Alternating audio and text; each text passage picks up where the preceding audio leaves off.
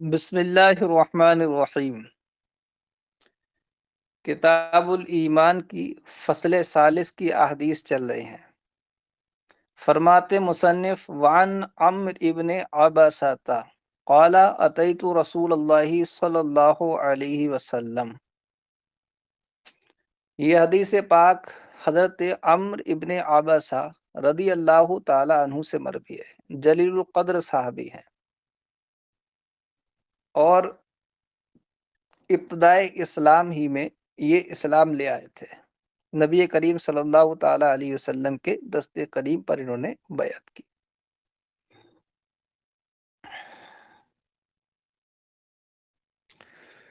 انہوں نے نبی کریم صلی اللہ تعالی علیہ وسلم سے کچھ چیزوں کے بارے میں سوالات کیے، کچھ چیزوں کے بارے میں انہوں نے معلومات کی۔ فرماتے قالا، انہوں نے کہا اتیت رسول اللہ صلی اللہ علیہ وسلم، میں اللہ کے رسول صلی اللہ تعالی علیہ وسلم کی بارگاہ میں آیا۔ فقلت یا رسول اللہ من معک علی ھذا الامر۔ ھذا الامر سے مراد ہے ھذا الدین۔ کہتے ہیں میں نے کہا اللہ کے رسول صلی اللہ تعالی علیہ وسلم، کون ساتھ ہے آپ کے اس دین پر، یعنی آپ کے اس دین پر کس قسم کے لوگ ہیں؟ تو حضور نے فرمایا کہ میرے اس دین پر آزاد قسم کے لوگ بھی ہیں اور غلام بھی ہیں۔ آزاد سے مراد حضرت ابوبکر صدیق ہے، اور غلام سے مراد حضرت زید ابن حارثہ ہے، کیونکہ شروع میں یہی حضرات ایمان لائے تھے۔ تو انہوں نے کہا کہ آزاد لوگ بھی اسلام قبول کر رہے ہیں اور غلام بھی قبول کر رہے ہیں۔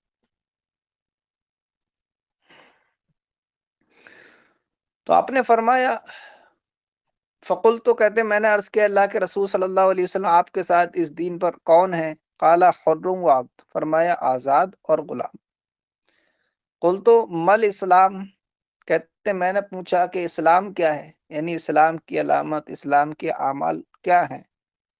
قال، حضور نے فرمایا طیب الکلام و اطعام الطعام، عمدہ بات کہنا اور کھانا کھلانا، یہ اسلام کے اعمال اور اسلام کا طریقہ کار ہے۔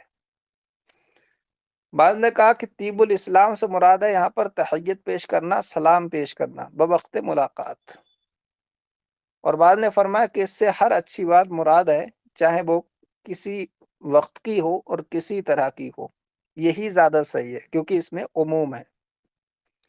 اور اطعام طعام سے مراد ہے بھوکے کو کھانا کھلانا، صرف صدقہ فطر ہی مراد نہیں ہے، مطلقاً بھوکے کو کھانا کھلانا مراد ہے اس سے۔ تو آپ نے فرمایا طیب الکلام، عمدہ بات کہنا، و اطعام الطعام، اور کھنا کھلانا۔ قل، تو کہتے میں نے کہا مل ایمان، ایمان کیا ہے، یعنی ایمان کی بنیادی صفات کیا ہیں؟ قال صبر و سماحہ، حضور نے فرمایا صبر اور سخاوت، یہ ایمانی اعمال ہیں، ایمانی علامات ہیں، کیونکہ صبر جو ہے ہر کامیابی کی کنجی ہے۔ جس انسان کے اندر صبر کی صفت آ گئی وہ اس کے لیے ہر چیز میں کامیابی ہے، کیونکہ اکثر انسان ناکام ہوتا ہے اپنی بے صبری کی وجہ سے۔ کوئی نئی تجارت ڈالتا ہے، سوچتا ہے پہلے دن جو ہے ایسی چلنے لگے جیسے اس شخص کی چل رہی 10 سال سے وہاں بیٹھ کر تجارت کر رہا ہے۔ مہینے 2 مہینے کچھ نہیں ہوتا ہے، سوچتا ہے چلے گی نہیں، بند کر کے بھاگ جاتا ہے۔ کوئی عمل شروع کیا، سوچتا ہے کہ اگلے مہینے ولایت مل جائے مجھے، اگلے ہی مہینے مزدہ آ جائے ولی بن جانے کا۔ کچھ نہیں ہو پاتا ہے 1 2 سال میں، تو پھر سست و کاہل بن کے چھوڑ دیتا ہے اسے۔ پڑھائی شروع کی تو سوچتا ہے کہ 1 ہی سال میں علامہ بن جاؤں، جو کتاب پڑھ رہا ہوں 100% مجھے سمجھ میں آئے، اگر نہیں آ رہی سمجھ میں تو پڑھائی چھوڑ کر بیٹھ گئے، اب بن گئے علامہ۔ جتنی چیزیں انسان صبر نہیں کرتا ہے، اور صبر نہ کرنے کی وجہ سے بڑی بڑی سعادت مندیاں، بڑی بڑی چیزیں اس سے نکل جاتی ہیں ہاتھ سے۔ یہ تو میں نعمت کے حصول کے لیے جو مشقتیں ہوتی ہیں ان پر صبر بتا رہا ہوں۔ جو آزمائشیں ہوتی ہیں، جو بظاہر جن سے کوئی بڑی چیز کا حصول وابستہ نہیں ہوتا ہے، کچھ چیزیں جو ہم سے بظاہر فوت ہوتی ہیں ان پر صبر ہوتا ہے، ان پر جو صدمات آتے ہیں ان پر جو صبر ہوتا ہے وہ بھی بڑے اہمیت کا حامل ہے، کیونکہ اگر انسان نہ کرے صبر تو کئی بار وہ کفر کی حد تک پہنچ جاتا ہے، جیسے کہ انتقال کے وقت عورتوں کو سنا جاتا ہے کہتے ہوئے کہ معاذ اللہ اللہ نے ہم انصاف نہیں کیا، معاذ اللہ اللہ نے ہم پر اچھا نہیں کیا ہمارے ساتھ، یا ہم پر معاذ اللہ ظلم کیا۔ کوئی جوان گھر کا کماتا ہوا لڑکا جو اکیلا سہارا وہ چلا جائے تو اس طرح کے بیس جملے بولتے ہیں جو خلاف ایمان خلاف اسلام ہے۔ تو وہاں وہ سب کچھ ہوتا ہے عدم صبر کی وجہ سے۔ صبر کرتے تو یہ سب نوبت ہی نہیں آتی۔ تو جس کو صبر آ گیا اس کو ہر ایک کامیابی نصیب ہو گئی۔ اسی طرح سخاوت ہے، سماحت،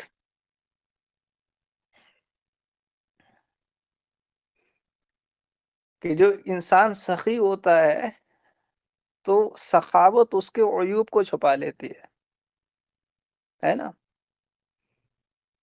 سخاوت عیوب کو چھپا لیتی ہے۔ ایک انسان اچھے اعمال والا نہیں مگر سخی بہت ہے تو دیکھو ہر انسان اس کی تعریف کرے گا، عوام بھی علماء بھی سب کریں گے کہ یار اچھے آدمی ہے، دین کے لیے بڑا کام کر دیتا ہے، مدارس میں مساجد میں ہر جگہ وہ بڑھ چڑھ کر حصہ لیتا ہے، تو لوگ اس کی اچھائی بیان کرتے ہیں، اس کے عیب بھول جاتے ہیں، کیونکہ احسان انسان کی آنکھ پر پردہ ڈال دیتا ہے۔ جس کا احسان ہوتا ہے نا لیا ہوا تو انسان شرماتا ہے اس سے تھوڑا۔ تو سخاوت جو ہوتی ہے نا وہ باقی عیوب پر پردہ ڈال دیتی ہے۔ تو سوچو جو بے عیب ہو اور وہ سخی ہو تو اس کے فضائل کا عالم کیا ہوگا، ہے نا، اس کی دلوں میں محبت کا عالم کیا ہوگا۔ تو یہ حضور نے فرمایا الصبر والسماحت، صبر اور سماحت۔ قال قلت ای الاسلامی افضل، کہتے ہیں کہ میں نے عرض کی ای الاسلامی افضل، کون سا اسلام افضل ہے، یعنی کس شخص کا اسلام افضل ہے۔ قال تو حضور نے فرمایا من سلم المسلمون من لسانی ویدی، اس شخص کا اسلام افضل ہے کہ جس کی زبان اور ہاتھ سے دوسرے مسلمان سلامت رہے، جس کی تفسیر کئی بار گزر چکی ہے۔ قال قلت ای الایمان افضل، کہتے ہیں میں نے پوچھا کہ کون سا ایمان افضل ہے، یعنی ایمان کا کون سا عمل سب سے افضل ہے۔ قال تو فرمایا خلق حسن، اچھا اخلاق۔ اچھا اخلاق ایمان کی اتنی افضل ترین صفت ہے کہ حضور فرماتے ہیں کہ انسان اپنے حسن اخلاق کی بنیاد پر قیامت میں ان لوگوں کا درجہ پالے گا جو دن کے عابد، دن کے زاہد تھے، اور دن کے غازی تھے، مجاہد تھے، رات کے عابد تھے، دن میں روزہ رکھنے والے تھے، رات میں نماز میں قیام کرنے والے تھے، ہے نا، قائم اللیل صائم النہار جو لوگ تھے ان کا مقام پالے گا اپنے اچھے اخلاق کی بنیاد پر۔ اور حضور نے فرمایا کہ برا ہے وہ شخص جس سے لوگ اس کی بد اخلاقی کی وجہ سے کلام کرنا چھوڑ دیں۔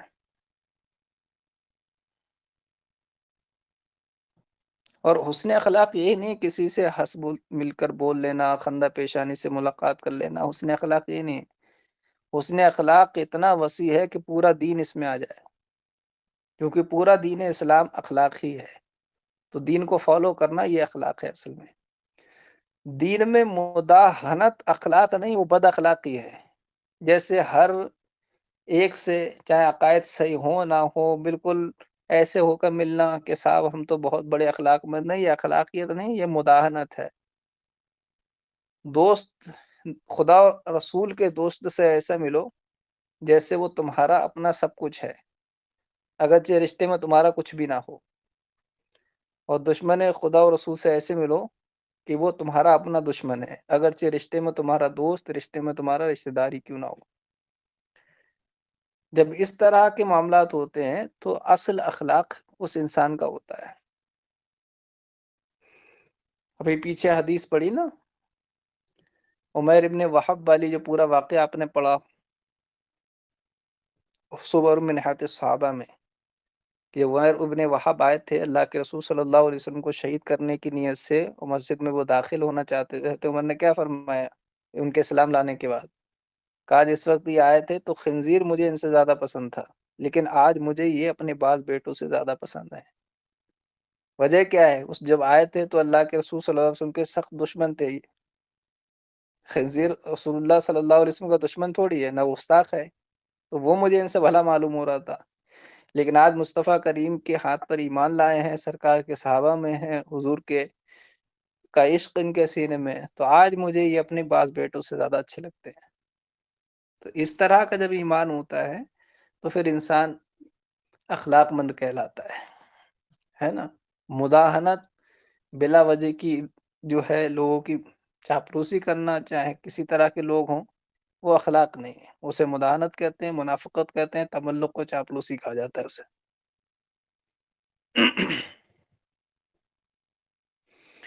قال خلق حسن، اچھا اخلاق۔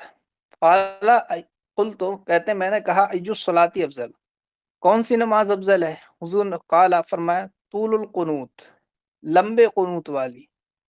اب قنوت کا اطلاق قیام پر بھی ہوتا ہے اور سجود پر بھی ہوتا ہے اور اس کا قرات پر بھی ہوتا ہے۔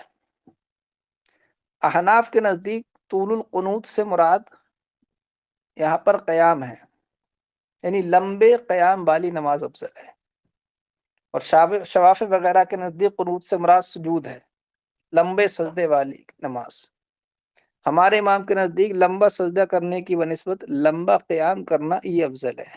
وجہ کیا ہے؟ اس لیے کہ قیام میں مشقت ہوتی ہے، دشواری ہوتی ہے، اور عبادت میں جتنی دشواری، جتنی مشقت ہو، وہ اتنی ہی افضل اور اتنی قابل قدر بنتی ہے بنسبت سجدے کے، کہ سجدے میں راحت ملتی ہے، سجدے میں اطمینان ملتا ہے، سجدے میں آدمی زمین پر آرام سے ہاتھ پیر ڈال کر رہ جاتا ہے نا، تو اس میں استراحت ہوتی ہے، اور عبادت میں جتنی استراحت، جتنا آرام ملے، اس کی فضیلت اتنی کم رہتی ہے نا۔ گرمیوں کا روزہ اللہ پاک کے یہاں کیوں محبوب ہے؟ کیونکہ اس میں مشقت ہے۔ سردیوں کا وضو کیوں محبوب ہے؟ اس لیے کہ اس میں مشقت ہے۔ جوانی کی عبادت کیوں پسند ہے؟ اس لیے کہ جوانی سے لڑ کر عبادت کرنا میں مشقت ہے بہت، تو عبادت جتنی بمشقت ہو اتنی محبوب ہے۔ تو ہمارے ہاں طول القنوت سے مراد طول القیام ہے۔ فرمائے جس کا قیام لمبا ہو۔ قالا، کہتے میں نے کہا، قلت ای الحجرت افضل، کون سی ہجرت افضل ہے؟ قال، حضور نے فرمایا، انت حجرا ما کرہ ربک، کہ تو چھوڑ دے اس کام کو جو تیرے رب کو ناپسند ہو، یعنی جہاد عن النفس یہ افضل ہے۔ اللہ کی ناپسندیدہ چیزوں کو چھوڑ دینا، اس میں جو اپنے نفس سے جہاد کرنا ہوتا ہے، وہ جہاد افضل ہے میدان جنگ میں دشمن کے ساتھ لڑنے سے، کیونکہ میدان جنگ کا دشمن ہم کو دکھائی دیتا ہے، اس سے ہم دو دو ہاتھ کر سکتے ہیں، ہتھیار اس کے پاس ہے، ہمارے پاس بھی ہے، لیکن جو نفس کا دشمن ہے یہ دکھائی نہیں دیتا ہے، کہاں سے حملہ کرے گا پتہ نہیں لگتا ہے، اور یہ طاقتور بھی ہم سے زیادہ ہے، اس سے لڑ پانا بہت مشکل ہے۔ تو اس کو دبا کر اللہ کی ناپسندیدہ چیزیں چھوڑ دینا، یہ افضل جہاد ہے۔ کہتے میں نے کہا کون سا جہاد افضل ہے؟ تو فرمایا، انت حجر ما کرہ ربک، کہ تیرا اس چیزوں کو چھوڑ دینا جو تیرے رب کو ناپسند ہے۔ قالا، کہتے ہیں، فقلت فای الجہاد افضل، فای الجہاد سے مراد ہے کہ فای الجہاد افضل، کہتے ہیں تو میں نے کہا کہ کس کا جہاد افضل ہے؟ پیچھے یہ تھا کہ کون سا جہاد افضل ہے، اور یہ کس کا جہاد افضل ہے۔ فای الجہاد افضل، کس کا جہاد افضل ہے؟ قال من اقرا جوادہ واحرق دمہ، فرمایا اس شخص کا کہ جس کے جواد گھوڑے کو کہتے ہیں، جس کے گھوڑے کی کوچے کاٹ دی گئی ہوں اور اس کا خون بہا دیا گیا۔ کوچ جانتے ہیں آپ؟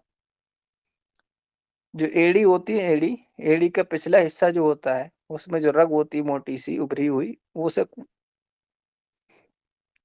کوچے بولتے ہیں۔ اگر وہ کاٹ دی جائے کسی کی تو انسان جلدی مر جاتا ہے، کیونکہ پورے باڈی کا خون نکل جاتا ہے، اور خون نکلتے ہی آدمی مر جاتا ہے۔ تو فرماتے ہیں، من عقر جوادہ واحرق دمہ، جس کے گھوڑے کی کوچے کاٹ دی گئی اور اس کا خون بہا دیا گیا۔ یعنی بتانا یہ ہے کہ ایسا مجاہد کہ اس کی اپنی جان تو چھوڑو، اس کے گھوڑے تک کے ساتھ یہ سلوک کیا گیا، وہ کچھ لے کر نہ لوٹاؤ، بالکل کچھ بھی اس کا نہ بچاؤ، ایسے شخص کا جہاد افضل ہے، کیونکہ اس کی قربانی بڑی قربانی ہے۔ قالا، کہتے ہیں میں نے قالا قلت، کہتے ہیں میں نے عرض کی، ایو الساعۃ افضل، کون سا وقت افضل ہے؟ یعنی عبادت کے لیے کون سا وقت افضل ہے؟ اللہ کو یاد کرنے کے لیے، توبہ استغفار کے لیے کون سا وقت افضل ہے؟ قال، حضور نے فرمایا، جوف اللیل الآخر، آخری رات کا جو بیچ کا حصہ ہے وہ افضل ہے۔ یعنی رات کو 2 حصوں میں بانٹیے، تو دوسرا حصہ جو ہوگا رات کا اس کو 2 حصوں میں بانٹیے، اس کا جو بیچ ہے جس کو سحر کا وقت کہتے ہیں وہ افضل ہے، عبادت کے لیے، استغفار کے لیے، توبہ کے لیے۔ قال فرمایا افضل جوف اللیل الآخر، رات کے آخری حصے کا وسط یہ افضل ہے۔ رواہ احمد، اس حدیث کو امام احمد نے روایت کیا۔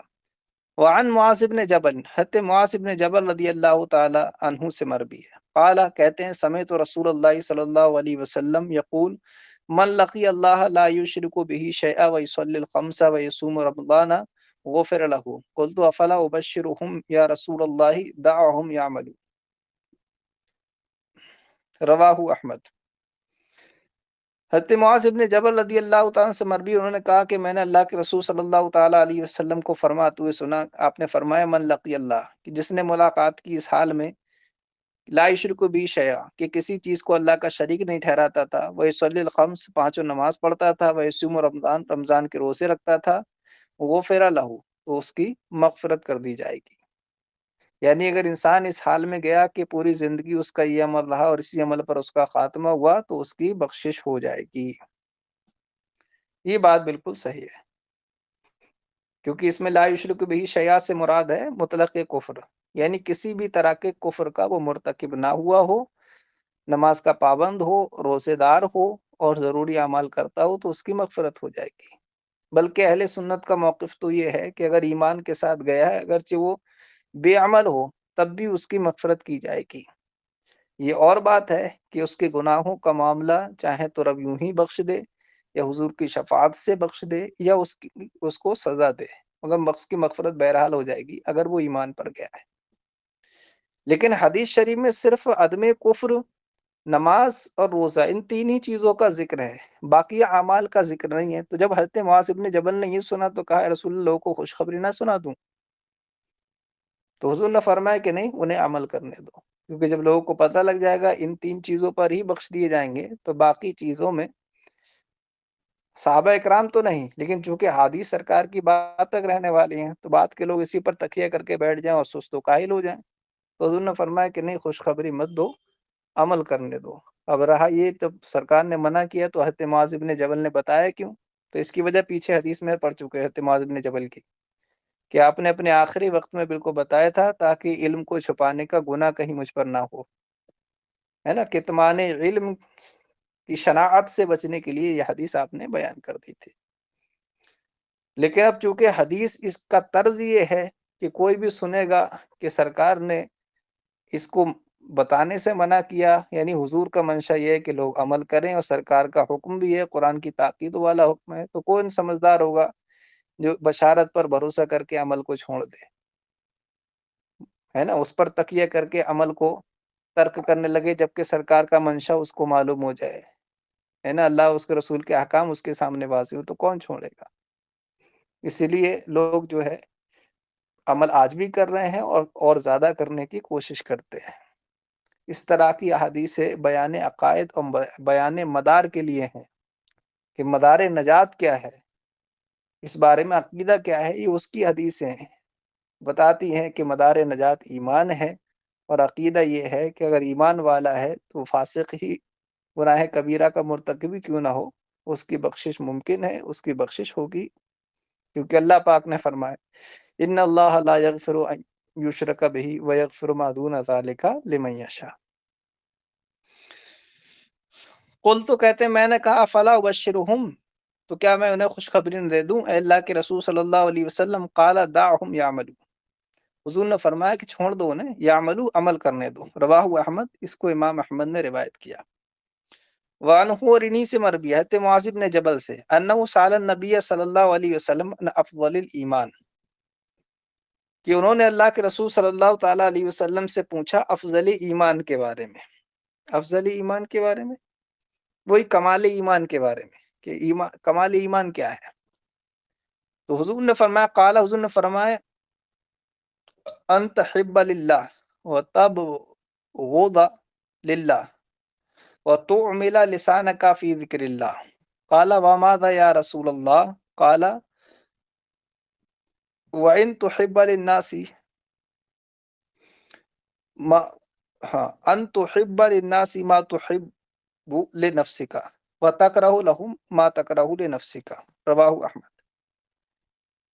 کہتے ہیں کہ انہوں نے اللہ کے رسول صلی اللہ علیہ وسلم سے پوچھا افضل ایمان، کمال ایمان کے بارے میں، تو حضور نے فرمایا کمال ایمان یہ ان تحب للہ کہ تو محبت کرے اللہ کے لیے، وتبغض للہ کسی سے بغض رکھے تو اللہ کے لیے، وتعمل لسانک فی ذکر اللہ اور اپنی زبان کو اللہ کے ذکر میں لگائے رکھے۔ قال وماذا یا رسول اللہ، انہوں نے کہا اور کیا اللہ کے رسول صلی اللہ علیہ وسلم، اور کچھ بتائیں؟ تو حضور نے فرمایا ان تحب للناس ما تحب لنفسک وتکرہ لهم ما تکرہ لنفسک، اور یہ کہ تو لوگوں کے لیے پسند کرے وہ جو اپنے لیے پسند کرتا ہے، اور لوگوں کے لیے ناپسند رکھے وہ جو خود کے لیے ناپسند رکھتا ہے نا۔ رواہ احمد، اس حدیث کو امام احمد نے روایت کیا ہے۔ ان سب الفاظ کے معنی پچھلے حدیث میں بتا چکا ہوں، ان کی مرادیں واضح کر چکا ہوں۔